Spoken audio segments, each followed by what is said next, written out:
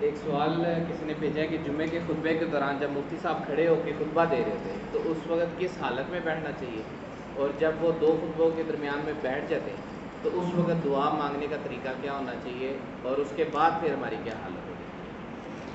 ہمارے ہاں نا اس بات سن لیا سب نے، جمعے کا جب خطبہ امام صاحب دینے کے لیے کھڑے ہوتے ہیں تو ہمیں کیسے بیٹھنا چاہیے، جب وہ دو خطبوں کے درمیان بیٹھتے ہیں تو دعا کیسے کرنی چاہیے، اور جب وہ دوسرا خطبہ شروع کرتے ہیں تو پھر کیسے بیٹھنا چاہیے۔ ہمارے ہاں رواج ہے، ایک حکم ہوتا ہے، ایک رواج ہوتا ہے۔ رواج اگر اچھا ہو تو شریعت اس کو اون کرتی ہے۔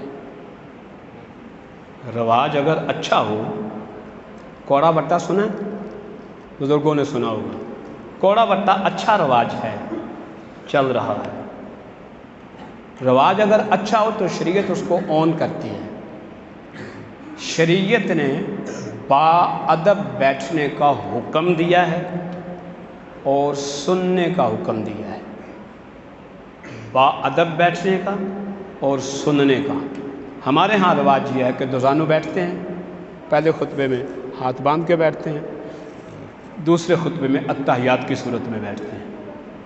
شریعت نے نہیں یہ باؤنڈ شریعت نے نہیں لگائی، شریعت نے باؤنڈ نہیں کیا کہ ایسے بیٹھے، لیکن چونکہ ادب اسی میں نظر آتا ہے ہمیں، اور ہے بھی ہاتھ باندھ کے کھڑے ہونا یا ہاتھ باندھ کے بیٹھنا یہ ادب ہے، دو زانو بیٹھنا یہ ادب ہے۔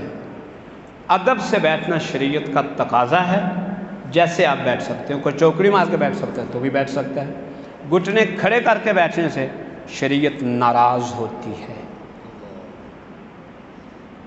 دعا مانگتے ہوئے گھٹنے کھڑے کریں نا تو دعا قبول نہیں ہوتی، دعا عاجزی سے مانگی جاتی ہے، اور گھٹنے کر کے تو بندہ ٹور شور سے بیٹھتا نہیں، ٹور شور ایک بندہ مجبور ہے وہ بیٹھ ہی نہیں سکتا، وہ ایکسیپشنل کیس ہے، وہ جیسے مرضی بیٹھے۔ آپ دو زانو بیٹھے، آپ چار زانو بیٹھے، آپ ہاتھ باندھ کر بیٹھے، آپ ہاتھ کھول کر بیٹھے، شریعت یہ چاہتی ہے کہ آپ کی آنکھیں اور آپ کے کان خطیب کے ساتھ ڈائریکٹ ہوں، اور آپ اور کچھ نہ کر رہے ہوں، یہ شریعت کی چاہت ہے۔ اب رہ گئے دو خطبے کے دوران دعا، ہاتھ نہیں اٹھانے، ہاتھ اٹھائیں گے تو آپ کا وہ ادب جاتا رہے گا جس سے آپ بیٹھے ہوئے ہیں۔ شریعت ادب سے بیٹھنے کا تقاضا کرتی ہے۔ آپ سے کہا تھا ادب سے بیٹھو، آپ کچھ مانگنے لگ گئے، آپ کا دھیان کسی اور طرف چلا گیا۔ دعا مانگے دل میں۔ اور یہ بات اگلی بات، جب خطیب صاحب کھڑے ہو جائیں پھر کوئی نماز نہیں ہوتی، جو آپ نے نیت باندھی ہوئی ہے وہ بھی توڑنے کا حکم ہے۔ اور آپ کہتے ہیں میں لیٹ ہو گیا، مول صاحب کو 5 منٹ لانے، میں 2 منٹ چار ختم پڑھ لینی، وہ آپ کی ہوئی نہیں۔ جب خطیب کھڑا ہو گیا نا اس کے بعد کوئی نماز نہیں، یہ ادب ہے خطیب کا، یہ خطبے کا ادب ہے۔ آپ نے پڑھی تو آپ کی ہوئی نہیں، اور سونے پہ سہاگا، نہ آپ نے خطبہ سنا نہ آپ کی نماز ہوئی، فائدہ کیا ہوا آنے کا؟ ٹھیک ہے، اس سے اگلی بات بھی اگر کر دوں، اگر آپ کو ہضم ہو جائے تو یہ خطبہ تو تبرکن ہوتا ہے، جو خطبہ ہم پڑھتے ہیں وہ تو تبرکن پڑھتے ہیں، اصل تو وہ خطاب ہے جو ہم پہلے کرتے ہیں۔ میں ایک جگہ پر آدھا گھنٹہ خطاب کرتا ہوں، پھر اپنی مسجد میں جا کے پونا گھنٹہ خطاب کرتا ہوں۔ اس سوا گھنٹے کے لیے مجھے کم از کم 50 گھنٹے پڑھنا پڑتا ہے۔ سوا گھنٹہ 2 ٹاپکس پر بولنے کے لیے مجھے کم از کم 50 گھنٹے پورے ہفتے میں پڑھنا پڑتا ہے۔ وہ محنت تو میں نے آپ کے لیے کی تھی، اور آپ کوئی تاش کھیلتا رہا، کوئی بیگم کے سودے لاتا رہا، کوئی گپیں لگاتا رہا، اور جب دیکھا دوسری اذان ہوا دوڑو نماز ہونے والی۔ آپ تو احسان کرتے ہیں میرے، آگے پوچھتے ہیں بیٹھنا کیسے؟ بیٹھنا تو پہلے تھا جب میں پونا گھنٹہ خطاب کر رہا تھا۔ اس کی تو نہ مجھے سمجھا نہ آپ کو سمجھا، میں نے رٹا ہوا ہے، آپ نے سنا ہوا ہے۔ ایسے نہیں، اصل وہ خطاب ہے جو ہم کرتے ہیں۔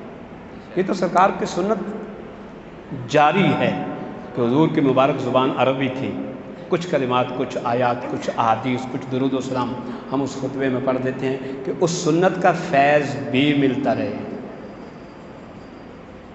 آپ صرف ثواب ہی لیتے ہیں، ہماری دن رات کوشش ہوتی ہے کہ آپ کو کوئی فیض بھی مل جائے۔ جی سب ایک اور سوال ہے بھائی یہ کہ قرآن پاک عربی میں پڑھیں تو اس کے ایک لفظ کے بدلے 10 نیکیوں کا آتا ہے، تو اگر وہی قرآن پاک ڈفرینٹ لینگویجز میں پڑھیں تو کیا وہی ثواب ملے گا؟ اگر عربی نہ پڑھی جائے تو وہ قرآن ہی نہیں ہے۔ اگر عربی نہ پڑھی جائے، ترجمہ پڑھیں انگریزی میں، پشتو میں، فارسی میں، ہندکو میں، جیپنیز میں، امریکن میں، جس مرضی، وہ قرآن ہی نہیں۔ وہ ترجمہ انڈر دی قرآن ہے، انڈر لائن نہیں کہتے اس کو، بٹوین ٹو لائنز، وہ 2 لائنیں قرآن کی ہوگی، درمیان میں ترجمہ پڑھیں گے تو اس کا ثواب ہوگا، لیکن اگر صرف ترجمہ پڑھیں گے تو اس کا ثواب نہیں ہوگا۔ میرے شہر کا ایک پروفیسر تھا، اس نے بڑے ترلے کیے میرے کہ مجھے صرف اردو چھاپ لینے دو، میرے اسٹوڈنٹ عربی پڑھ نہیں سکتے۔ میں نے کہا نہیں، تو جرم ہے، انٹرنیشنل طور پر جرم ہے کہ قرآن کو عربی کے بغیر کسی بھی زبان میں چھاپا نہیں جا سکتا۔ آپ کے شہر لاہور سے چھپا تھا کوئی 100 سال پہلے، صرف اردو میں۔ وہ بکواس کیا کرتے تھے کہ عربی ہمیں سمجھ نہیں آتی، تو اردو میں وہ تلاوت بھی اردو میں کرتے تھے، نماز بھی اردو میں پڑھتے تھے، ضبط کر لیا گیا تھا۔ قانوناً جرم ہے۔ اگر آپ عربی پڑھ کے پھر ساتھ اردو پڑھتے ہیں، انگلش پڑھتے ہیں، پرشین پڑھتے ہیں، جیپنیز پڑھتے ہیں، کچھ پڑھتے ہیں، پھر ثواب ہوگا، برابر ہوگا۔ اچھا حضور، پانی جو ہے وہ حلال ہے یا حرام ہے؟ پانی پانی جو سوال کی سمجھ نہیں ہے، پانی جو ہم پیتے ہیں وہ حلال ہے یا حرام ہے؟ سوال سنا ہے آپ نے؟ سوال ہے کہ جو پانی ہے، مطلق پانی، واٹر، یہ حلال ہے یا حرام ہے؟ ایک مثال دیتا ہوں پھر اس کا جواب دوں گا۔ میں ناروال کا ہوں بیسیکلی۔ ہمارے ناروال کے ایک مولوی صاحب تھے، وہ سیالکوٹ گئے خطاب کرنے کے لیے، بڑے تڑلے کے مولوی صاحب تھے، بڑا مجمع تھا۔ وہ درمیان سے ان کے درمیان سے ایک بندہ اٹھا، وہ جوبن سے تقریر کر رہے ہیں، تو اس نے کہا مولوی صاحب پہلا میری گل سنو۔ انہوں نے کہا میری گل مک لیں تو تم سنا، نہیں پہلا میری سنو۔ انہوں نے کہا تم پہلا سنا دے۔ انہیں پوچھا کہ 11ویں دا گوشت کھانا حلال ہے کہ حرام؟ میں تھوڑی گل کا جواب دینا تھا، غصہ نہیں کرنا۔ وہ کہنا مولوی صاحب 11ویں دا گوشت کھانا حلال ہے کہ حرام؟ انہوں نے کہا بیوقوف آدمی، حلال دیاں واسطے حلال ہے، حرام دیاں واسطے حرام۔ ہاں تو سوکھا جواب ہے۔ شریعت کا اصول یہ ہے الاصل فی الاشیاء اباحۃ، اصل میں ہر چیز جائز ہے، اصل میں ہر چیز حلال ہے، جائز ہے۔ اس کو حرام کرنے کے لیے، اس کو ناجائز کرنے کے لیے یا قرآن کی آیت چاہیے، انما الخمر والمیسر والانصاب والازلام رجس من عمل الشیطان فاجتنبوہ، انما حرم علیکم المیتۃ والدم ولحم الخنزیر وما اہل بہ لغیر اللہ۔ حرام کرنے کے لیے قرآن کی آیت چاہیے یا حضور صلی اللہ علیہ وسلم کا فرمان چاہیے، بس۔ تیسری کوئی اتھارٹی نہیں جو کسی شے کو حرام کر سکے۔ پانی تو اللہ کی بہت بڑی نعمت ہے۔ وَأَنزَلْنَا مِنَ السَّمَاءِ مَاءً، ہم نے آسمان سے پانی اتارا ہے۔ فَأَحْيَا بِهِ الْأَرْضَ بَعْدَ مَوْتِهَا، بنجر زمین کو اس پانی سے ہم زندہ کر دیتے ہیں، تمہیں سیراب کر دیتے ہیں، تمہاری کھیتیاں سیراب کرتے ہیں، تمہارے جانور پیتے ہیں، تم پیتے ہو، ایک نظام چلتا ہے۔ وَجَعَلْنَا مِنَ الْمَاءِ كُلَّ شَيْءٍ حَيٍّ، ہم نے ہر زندہ شے کو پانی سے بنایا ہے۔ پانی حرام ہو تو ہر زندہ شے ہی حرام ہو جائے۔ اصل جو حرام ہے، اصل حلال ہے، چوری کیا ہوا پانی حرام ہے۔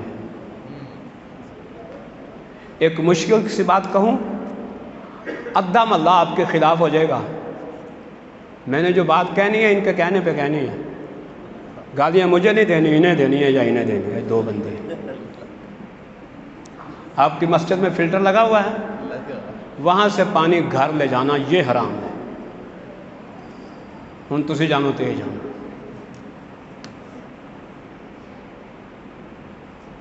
وجہ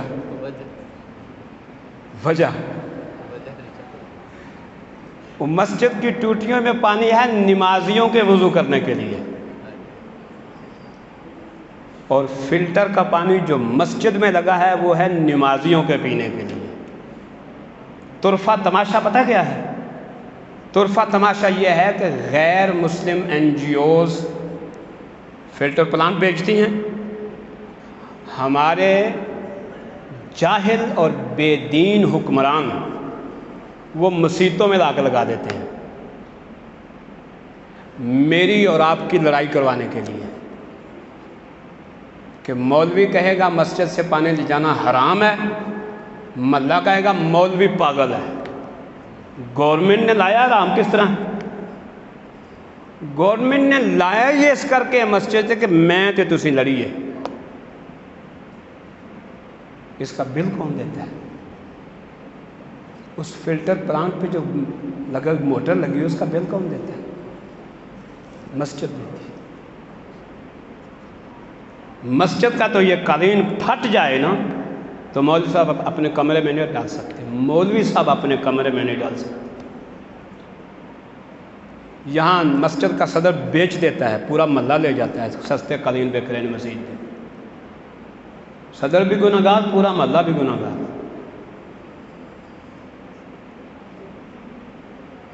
ایسی باتیں نہیں چھیڑتے. قرآن کہتا ہے لا تسألوا ان تبد لکم تسؤکم.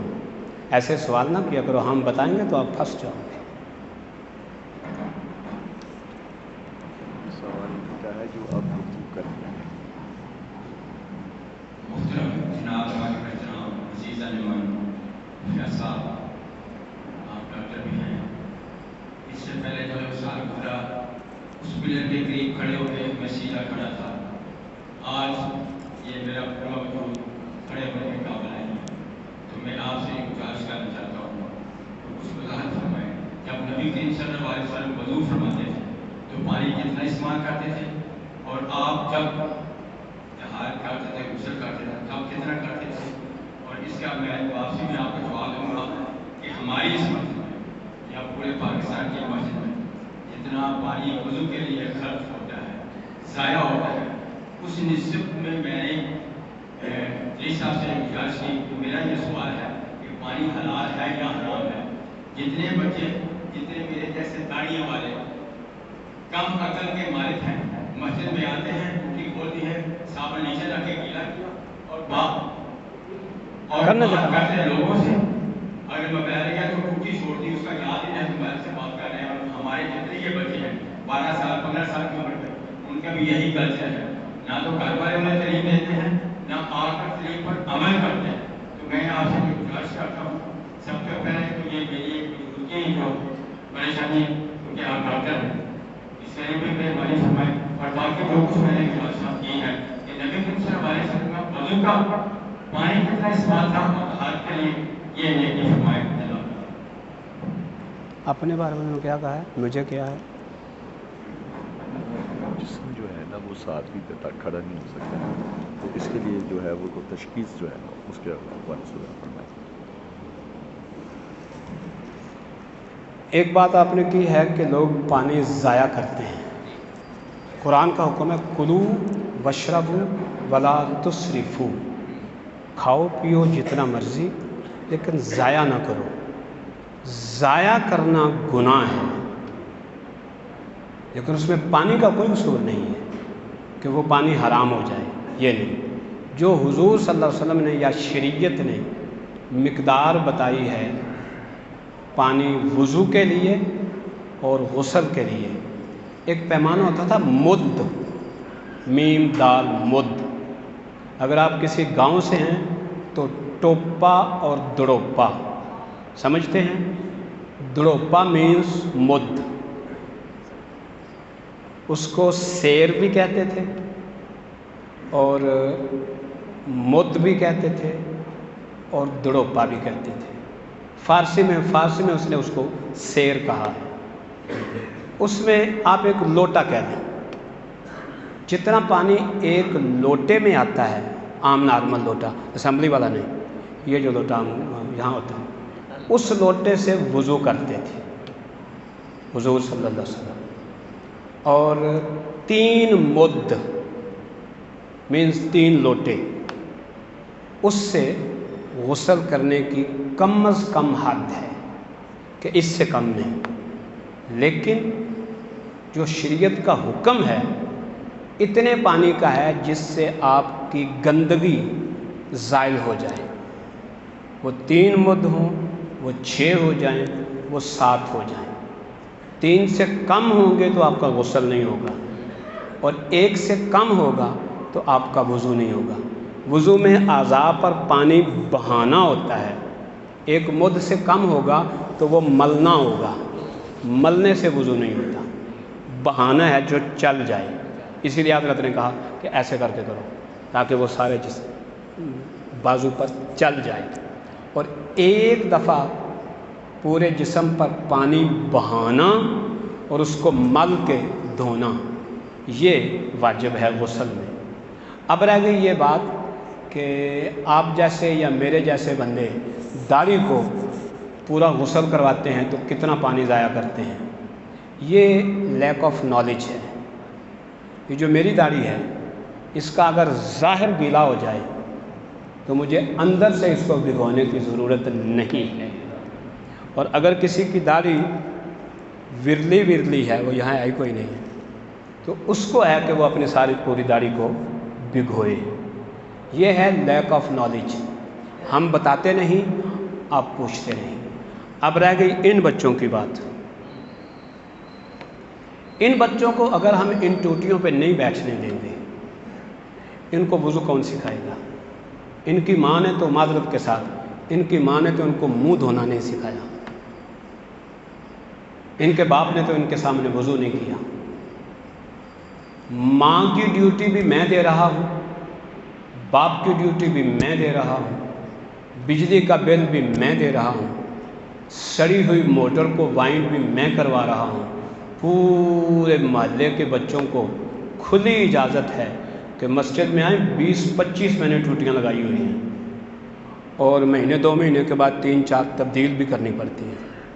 کوئی مہربان اتار کے لے جاتا ہے اپنا سگریٹ کے لیے تو پھر وہ لگانی پڑتی ہے۔ مجھے کہتے ہیں پلاسٹر کے لگوا دو، میں کہتا ہوں شرم آتی ہے، 250 روپیہ خرچ دینا جائز ہے، پلاسٹر کی مسجد میں لگا کے شرم آتی ہے، میرے گھر میں پلاسٹر کی کوئی نہیں لگا۔ اس جنریشن کو وضو میں نے سکھانا ہے، میں سے مراد جو اس سیٹ پہ بیٹھتا ہے، جو اس مسلے پہ کھڑا ہوتا ہے، زیادہ سے زیادہ 2-4 جینیس بندوں کو تکلیف ہوگی کہ پانی ضائع ہو رہا ہے، مسجد کا بل زیادہ آ رہا ہے، میں اس کو کراس اس لیے کر جاؤں گا کہ یہ بابا ہے، ضعیف ہے، اس کو احساس ہوتا ہے کہ مسجد کا نقصان ہو رہا ہے، لیکن میں اگلی جنریشن بچا رہا ہوں کہ اس کا نقصان نہ ہو جائے، اس لیے ان کے لیے جائز ہے۔ میں نے بہت ٹوٹیاں تبدیل کی ہیں، میں نے ابھی 2 ہفتے پہلے موٹر نئی لے کے آیا ہوں، بچے آ جاتے ہیں، آ کے وضو کرتے ہیں، صابن بھی رکھتا ہوں، ختم ہو جاتا ہے پھر رکھتا ہوں اپنی طرف سے، میرے پاس پیکٹ ہوتے ہیں بڑے بڑے، وہ رکھتا ہوں صابن، ان کو منہ بھی دھونے دو، ان کو پاؤں بھی دھونے دو، جو کرتے ہیں کرنے دو۔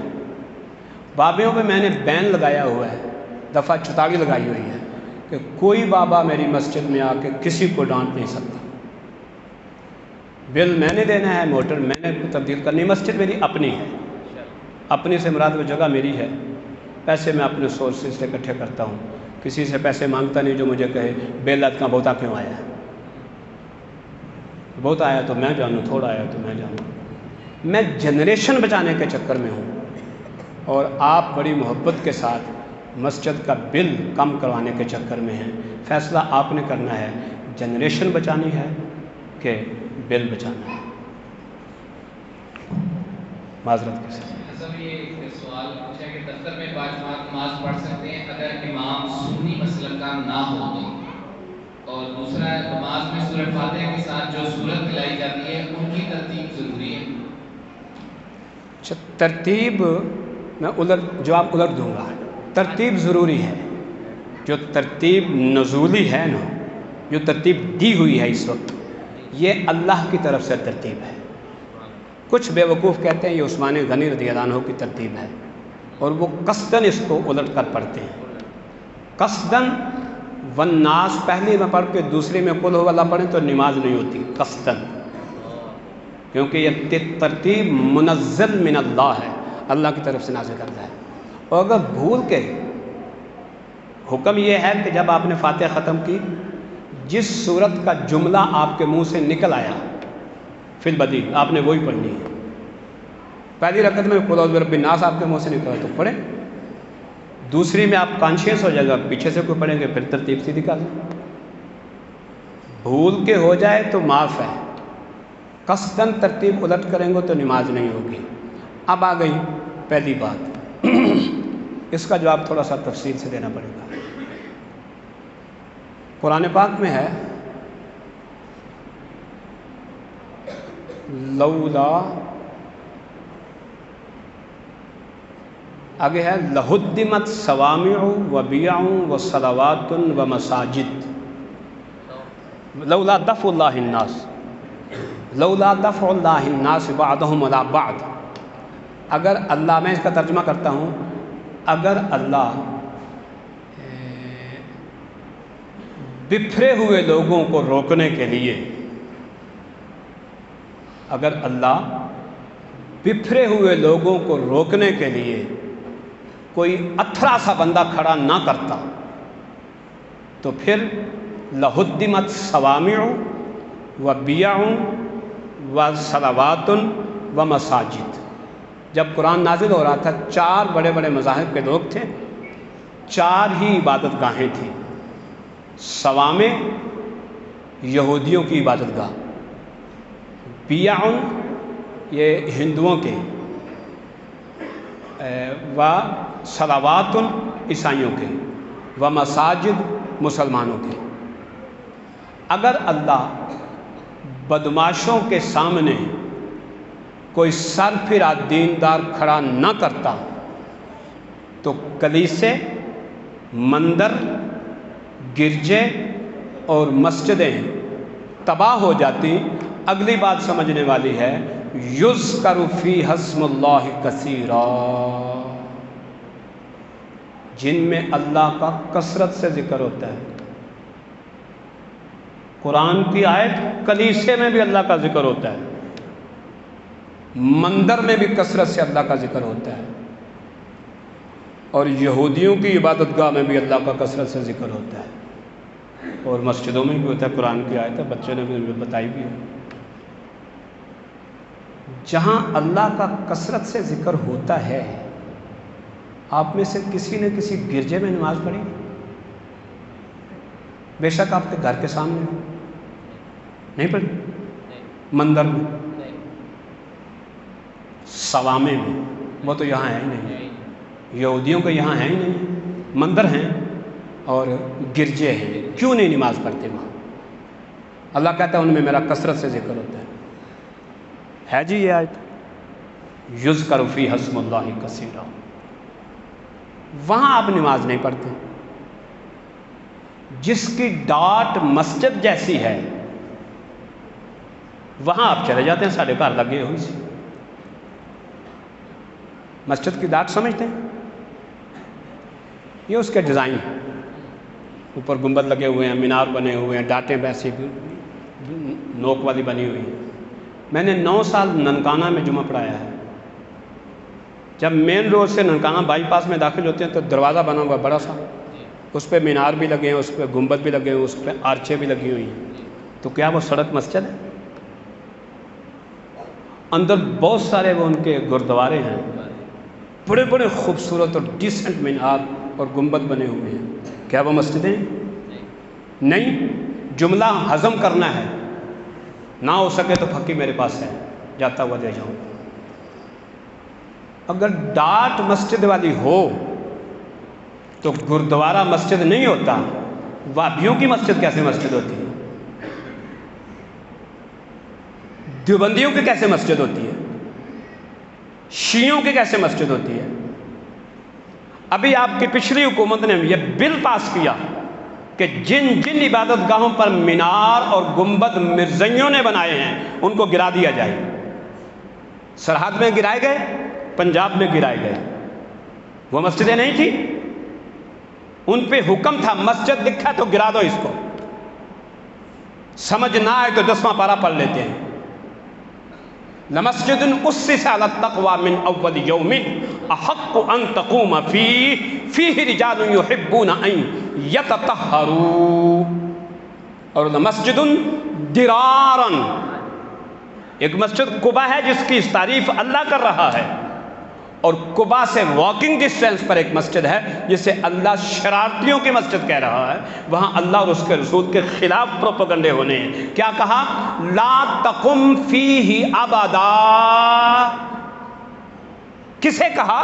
جس کے قدم نے ساری زمین مسجد بنا دی، اسے آ کے مسجد درار والوں نے کہا ہم مدینہ سے دور ہیں، آپ کا کلمہ پڑھنے والے آپ کے پیچھے آ کے نمازیں پڑھتے ہیں، ایک نماز ہماری مسجد میں پڑھا دیں، ہم برکت کے طور پر وہاں نمازیں پڑھ لیا کریں گے۔ خالق کائنات نے فرمایا لا تقم فیہ ابدا، کبھی بھی اس مسجد میں نہیں کھڑے ہونا۔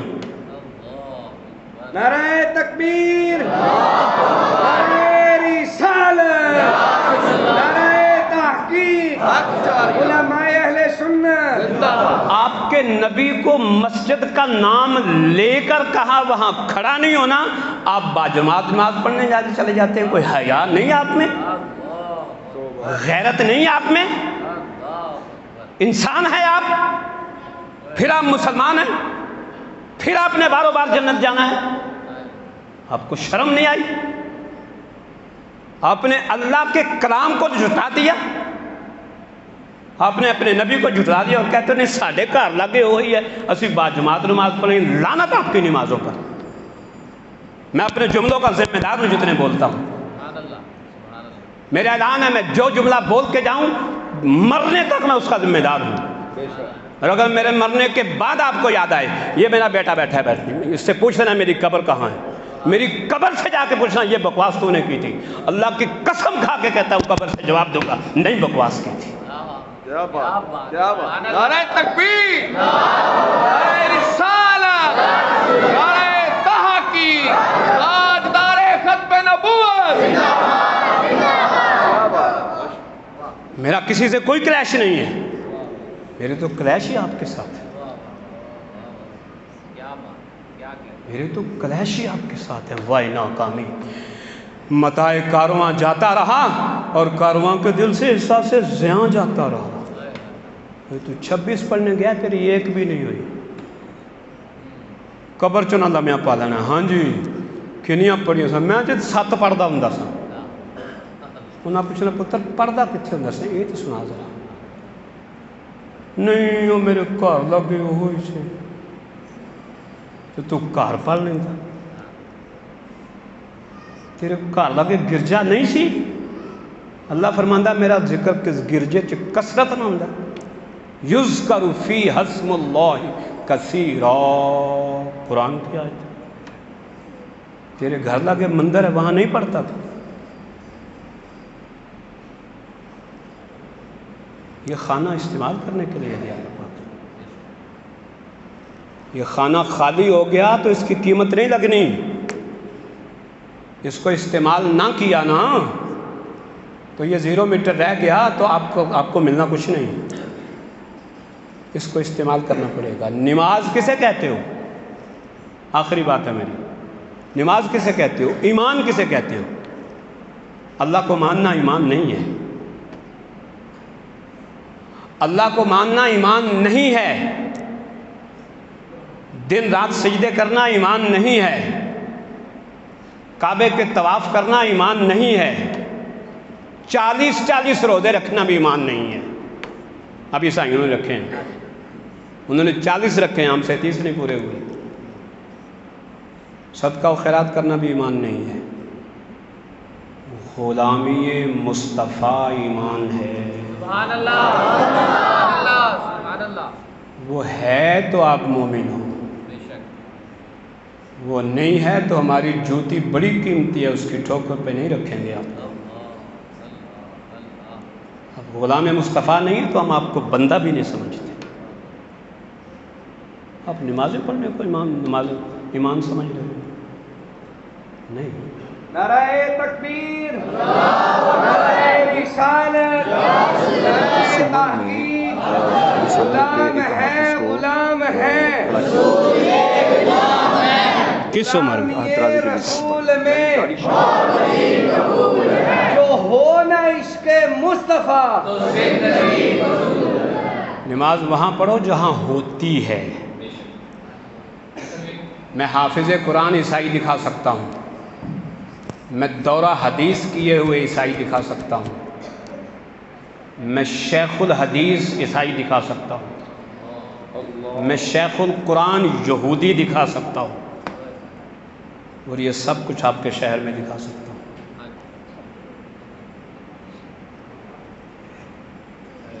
ایمان غلامی رسول، اس کی نماز ہوگی جو غلام رسول ہوگا.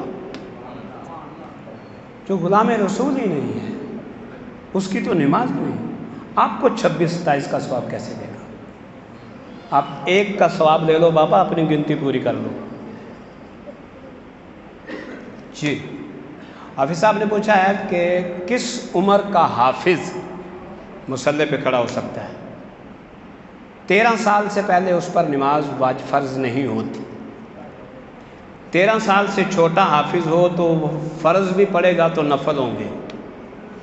آگے پڑھنے والا نفل پڑھ رہا ہے، پیچھے سنت موقدہ نیتی ہوئی ہے، نماز ہی نہیں ہوگی. 13 سال کا بچہ کہے میں بالغ ہوں تو مان لیا جائے گا. داڑھی نہیں آتی 13 سال میں. 13 سال کا بچہ کہے میں بالغ ہوں تو مان لیا جائے گا. 15 سال کا نام ہی بانے تو بالغ ہوگا. 15 سال سے بعد جس کو مرضی کھڑا کر سکتے ہیں. داڑھی کی بات رہ گئی. 15-16 سال میں آتی تھوڑی تھوڑی ہے، اس نے کٹوائی تو نہیں ہوئی. اگر کوئی بڑا ہو کے یہ حرامزدگی کرتا ہے تو وہ فاسق معلن ہے، اعلانیہ گناہ کرتا ہے، اس کے پیچھے نماز نہیں ہوتی. آخری بات کریں پھر میں نے جانا ہے. 17ویں سپارے میں 2 سجدے آ رہے ہیں، ایک حنفی مسلک پہ اور ایک شافعی. اس کے بارے میں ذرا رہنمائی فرما دیں کہ وہ، کیونکہ کہا جاتا ہے کہ ہم چاروں اماموں کو مانتے ہیں، پھر وہ اس میں تھوڑی سی رہنمائی. کہتے ہیں چاروں اماموں کو مانتے ہیں تو پھر چاروں اماموں کی بھی ماننی چاہیے. چاروں اماموں کو ماننا اور بات ہے، چاروں اماموں کی ماننا اور بات ہے.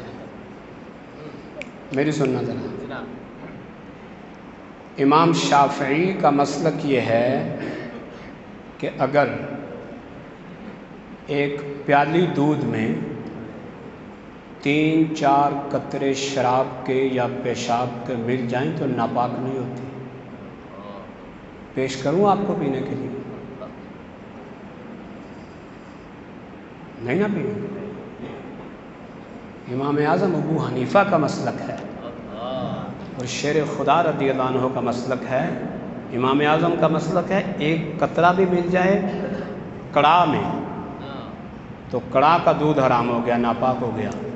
شیر خدا کا مسلک ہے کنویں میں ایک قطرہ شراب کا یا پیشاب کا گر جائے، کنواں with the passage of time, مرور زمانہ سے سوکھ جائے، اور مجھے کہا جائے اس کی ریت پہ تیمم کر لو تو علی نہیں کرے گا. آپ نے جس امام کو ماننا ہے پورا اس کو ماننا ہے. ادھر سے لا کے چون چون کا مربع نہیں بنا. ہم باقی 3 اماموں کو یہ مانتے ہیں کہ وہ غلام رسول ہیں، وہ اہل سنت ہیں، ان کے عقائد ٹھیک ہیں. عقائد اور چیز ہے، مسائل اور چیز ہے. مسائل میں اپنا اپنا اجتہاد ہے. آپ کو اجازت ہے جس مرضی امام کو مانے، لیکن پورا A to Z. یہ نہیں جو ادھر سے سوکھا لگے وہ جو ادھر سے سوکھا نہیں. آپ تو اتنے جوگے ہی نہیں. 15 سجدے ہیں قرآن پاک میں. 17ویں پارے کے آخری پیج پر بھی ایک سجدہ ہے، वहाँ लिखा होता है इंद शाफिई। इमाम शाफी के नज़दीक वहाँ सिजदा है, इमाम आज़म के नज़दीक नहीं है। कर लेने में हर्ज नहीं है और वाजिब समझना गुनाह है। कर लेने में हर्ज नहीं, हमने ऐसे ऐसे बंदे देखे एक एक आयत पे सजदा करते हैं, एक एक आयत पे। या अल्लाह तेरी मेहरबानी है ये आयत पढ़ने की मुझे तौफीक दिया, सजदा करते हैं, उठ के फिर आयत पढ़ते हैं, फिर सजदा करते हैं, फिर आयत पढ़ते हैं, फिर सजदा करते हैं। वो तो मसलक नहीं है, वो तो उसका इश्क है, वो तो उसकी मोहब्बत है। हम काबे में जाते हैं, फिरते फिरते मैं सजदा करता हूँ, फिरते फिरते, कभी इधर से जाकर कभी उधर से जाकर। क्यों? कोई सम्मत रह ना जाए कि उधर मुंह करके मैंने सजदा नहीं किया। ये तो मोहब्बत है, ये मसलक नहीं है। तो सजदे 14 ही हैं। कोई छोटी सी बात कर सकते हैं तो कर लें। फिर मैंने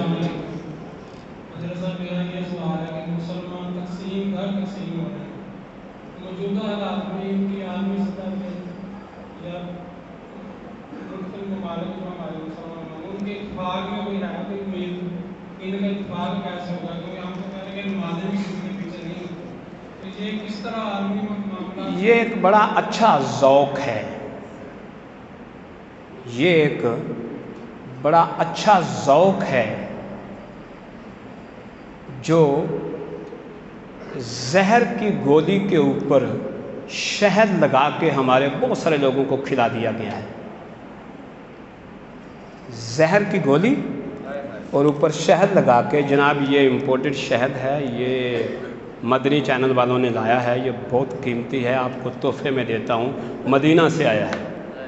उसके अंदर जहर की गोली भरी हुई है। हदीस मुबारक है आका सल्लल्लाहु अलैहि वसल्लम की, बनी इसराइल के 72 फ़िरके हुए थे, मेरी उम्मत के 73 होने हैं, और उनमें से एक हक पर होगा। कहीं है जो अक्सरियत में होगा, कहीं है जो जमात में होगा। हमें ये फ़िक्र दे दी गई है और दिन रात उसमें कुड़ रहे हैं कि 73 एक क्यों नहीं हो जाते हैं।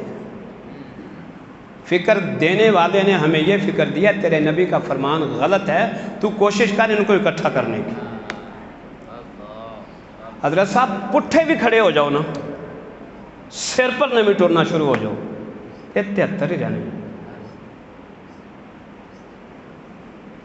सोच ही गलत है। दर्द ठीक है, दुखती रग पर किसी ने उंगली रखी है, वो बड़े खरांट लोग हैं, वो बड़े खरांट लोग हैं, वो आपको ऐसा फ़िक्र देते हैं।